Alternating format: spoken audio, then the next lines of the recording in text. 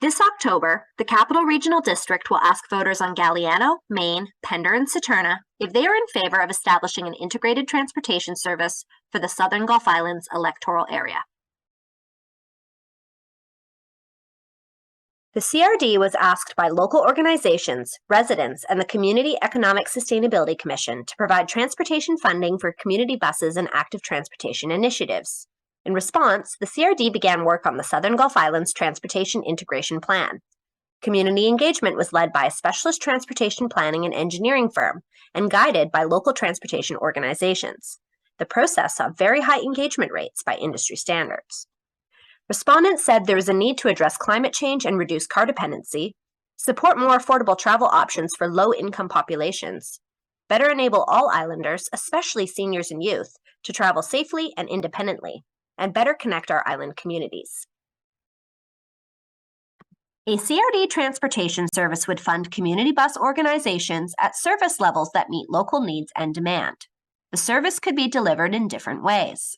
Some islands work really well with an on-demand ride-hailing service, while others are a better fit for fixed-route transit. A CRD transportation service would support active transportation by funding community trail groups to develop a network where people can travel safely throughout the islands by walking or rolling. The new CRD service would provide the ability to pursue federal and provincial grant opportunities for community buses and independent trail groups that CRD is currently not able to. Many infrastructure grant programs require a commitment by CRD to match the grant funding provided. A new service would provide parks commissions greater ability to match funds, as well as give capacity for the CRD to pursue grants for active transportation trails that are currently out of financial reach, difficult for existing services to attain, or too onerous for volunteers to administer.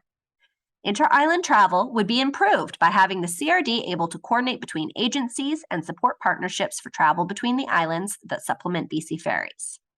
Finally, the service would provide coordination for a transportation network that is integrated across different modes and different islands of the Southern Gulf Islands.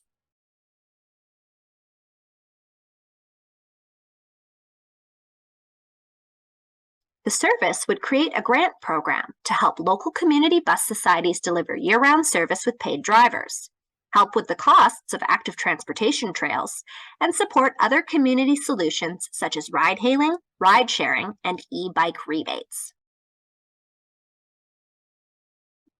The service would also support targeted infrastructure such as bike racks, benches, bus stop signage, and dockside information, own infrastructure such as buses as needed, and hold right-of-ways needed for roadside shoulders owned by the Ministry of Transportation.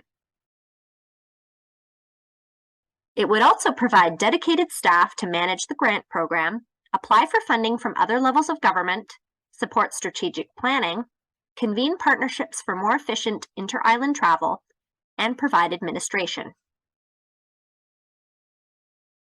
An integrated transportation service would also provide tools to support communications and marketing, trip booking, and schedules. A new service is created by adoption of a service establishment bylaw. This bylaw is subject to elector approval. There will be a referendum on October 15th, 2022. If 51% of votes cast are in favor, the service can be established. If the referendum is successful, the CRD board adopts bylaw 4484.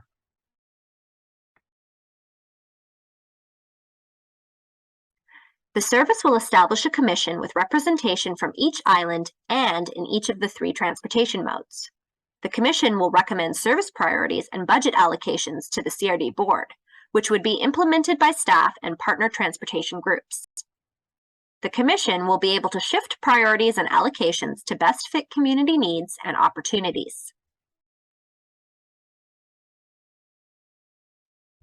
The plan has costed out options that meet a range of community needs, are economical, and are right-sized for the islands. Funding for the service would come from a base level of tax revenue, income from user fees, and infrastructure grants from other levels of government. The new service will raise a maximum requisition of $675,000 per year. This would translate to approximately $98 per average household based on 2022 assessments. However, the initial years of the service would see a lower annual requisition than the maximum. For more information, you can visit our website, getinvolved.crd.bc.ca. Thank you for listening.